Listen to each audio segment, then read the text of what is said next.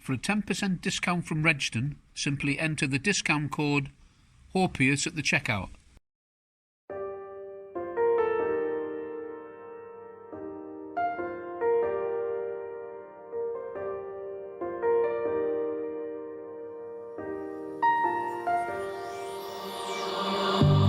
On this journey we will find our souls begin to intertwine. Your heart of gold so pure, divine, and I lost myself within the fire, breaking free from my desire. A heart of gold forged to inspire. It's starfire.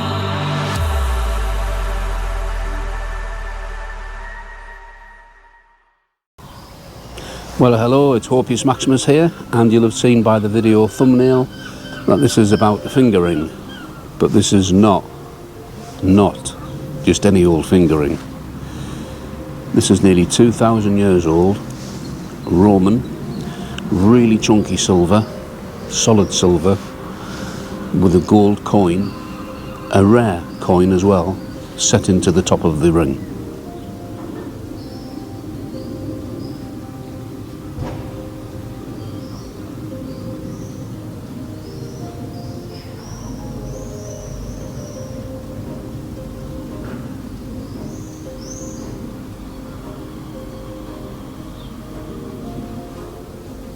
Now that's a dream find, a once in a lifetime find, and it was found by a friend of mine called Tom.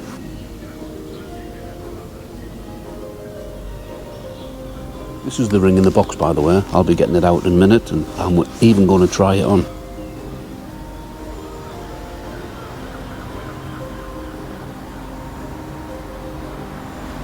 Oh, and when I try this ring on, I hope that the detecting gods will look down kindly on HOPEUS MAXIMUS, please, because I would love to have found that. So here it is, a stunning and very rare find of a chunky but small sized silver finger ring with a gold Aureus coin inset in the octagonal bezel. The coin shows the busts of Emperor Postumus, and there's the bust of Hercules next to him.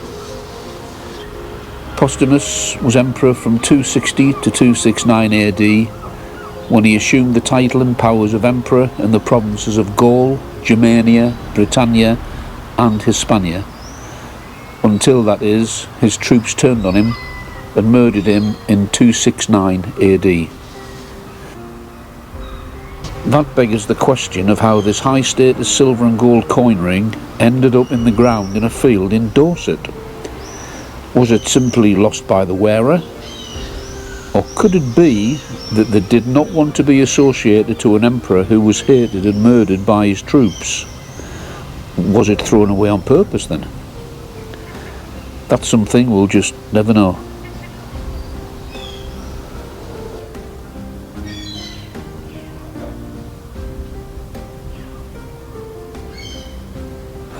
Tom found this ring in April 2019, and before he knew it, he'd actually handed it in.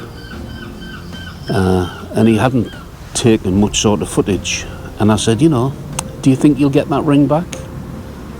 And everybody thought, no way, it's that good.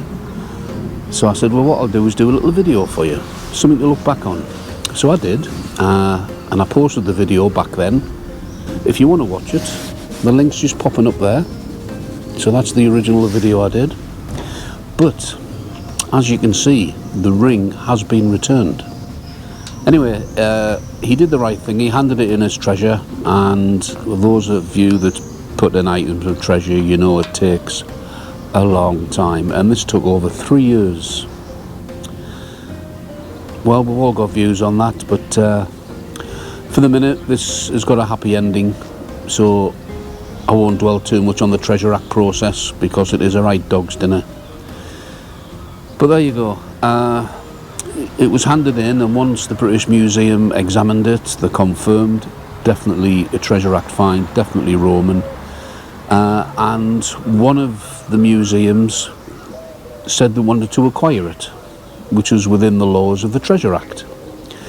What happens then is that the British Museum have a treasure valuation committee, and that's made up of experts in the field of antiques and coins, and they've got to come to a fair market value. They then put that to the finder and the landowner, and once a price is accepted, that amount is paid over and the museum get the item. The problem was that the initial valuation, the finder and the landowner and everybody that had seen the ring went, what? Ridiculously low. But the coin expert looked again and he went, yes, it's a stunning silver ring, Roman, immaculate, really good condition. He said, but actually it's the coin that is this really special star player here. It's a rare coin. And the valuation was tripled in price. So at least there was a good outcome there. But what turned out even better for Tom was that the acquiring museum wrote a letter saying that they've decided that they're not in a position to purchase it, so they've basically dismissed their claim, which means that the Crown dismisses the claim and the item, so there's no reward paid. The museum doesn't get it. It's simply documented as being through the Treasure Act. The paperwork and the ring go back to the finder. The finder and the landowner come to some arrangement. Well, that had already been sorted out. It always pays you to try and get a signed agreement when you do get the permission of what a share will be if anything is found. That was done in this case, and well, everybody's happy, and Tom's got his ring back. What can I say? An absolutely stunning find. And so it's all turned out quite well. Tom's got his ring back. The first video was still worth doing, because he can look back at that. He thought he would never get it back, and now this one to share with all of you all about this beautiful ring. Nearly 2,000 years old. Incredible. If you like my style of videos, I normally do live dig videos where I'm finding things in the field, but I do the odd video like this. I do it for members to look back on. If you like the style and you haven't subscribed, why not subscribe? Give a thumbs up if you like. If you want to leave a comment, please do. And so from HOPEUS Maximus, till my next video, it's bye for now.